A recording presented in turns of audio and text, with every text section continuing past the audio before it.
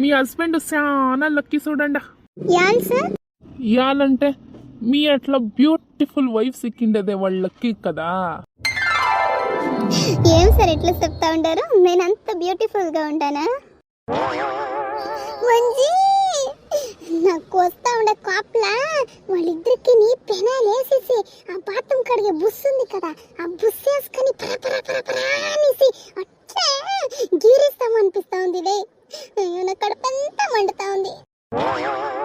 Control సార్థక control ఊరందరి control. ఏమేమో చెప్తా ఉండవు మంచి అన్ఎడ్యుకేటెడ్ ఫెలోస్.